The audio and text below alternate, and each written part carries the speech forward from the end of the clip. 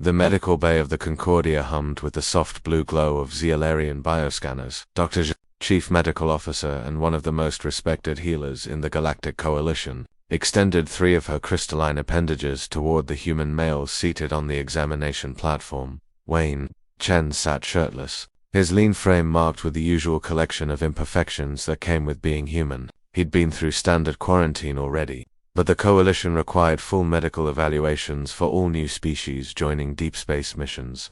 Your physiology is fascinating, Zhothik chirped, her translator rendering her clicks and whistles into standard galactic common. Her optical sensors swept across Wayne's torso, cataloging everything. So much redundancy. 2 lungs, 2 kidneys, multiple pain receptors. Your species seems designed for punishment. Yep. We're pretty hardy, Wayne said with a shrug.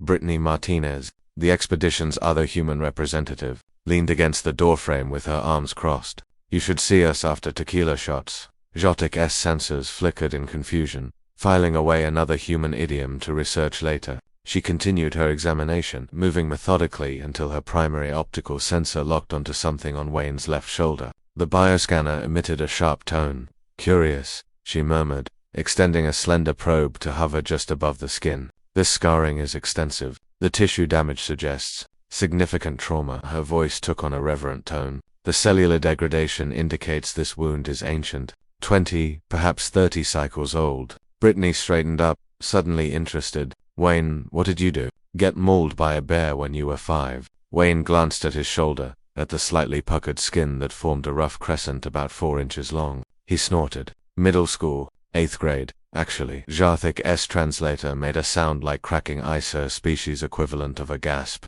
Impossible. By your species aging metrics.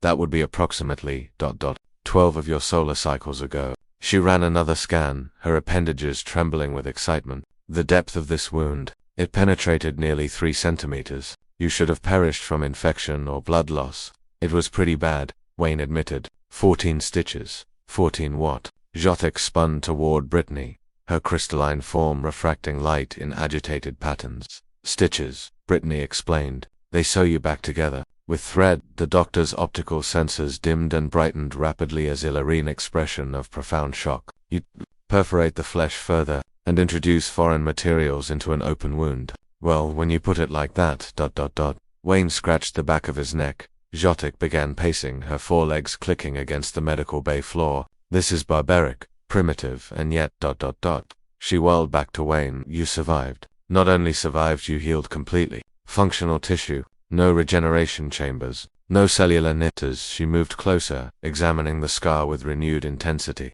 What manner of combat did you engage in? Was this a tribal warfare injury? A rite of passage? Wayne and Brittany exchanged glances. A smile tugged at Wayne's lips. Tell her, Brittany said, grinning.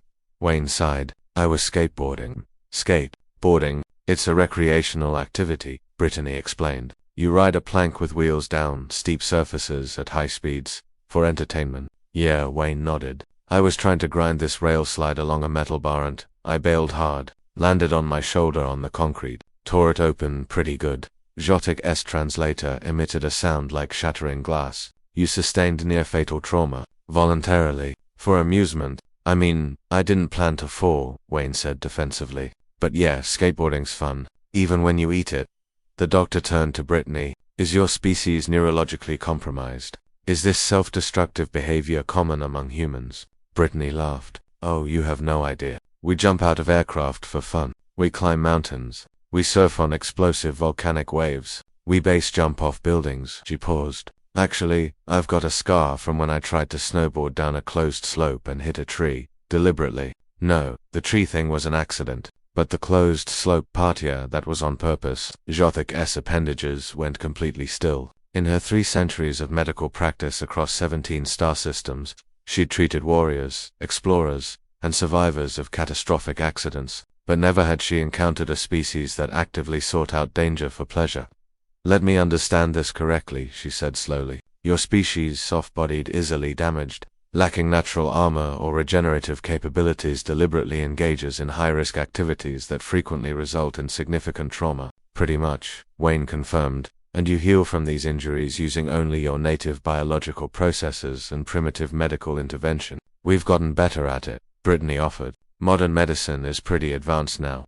But 12 cycles ago, this modern medicine consisted of piercing your flesh with thread. Well, surgical thread. It's sterile. Jothik returned to her console, her appendages flying across the holographic controls. Data streamed across the display: human physiology reports, injury statistics, healing rates. The more she read, the more agitated she became. Your species sustains an average of 3 significant injuries before reaching maturity. She read aloud. Common causes include sports, vehicle accidents, roughhousing, and she paused, optical sensors widening. ...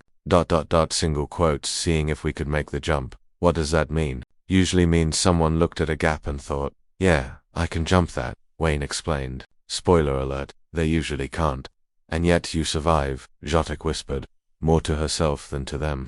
Generation after generation, deliberately courting danger, sustaining injuries that would kill most species, and simply healing moving forward. She looked up at the 2 humans. No wonder the Coalition was eager to recruit your kind for deep space exploration. Because we're tough? Brittany asked. Because you're insane, Jothik said flatly. But yes, also remarkably resilient. She deactivated her scanners. You're cleared for duty, Wayne Chen. Though I suspect I'll be seeing more of your species in this medical bay than any other. Probably, Wayne agreed, sliding off the examination platform and reaching for his shirt. We're kind of accident-prone. As the 2 humans left the medical bay, Jotik updated her files. Next to Wayne's scar documentation, she added a note: species assessment. Humans possess extraordinary healing capabilities and an alarming disregard for personal safety. Recommend keeping medical supplies well-stocked. Then, after a moment's consideration, she added, note to self, never accept a human invitation to have some fun.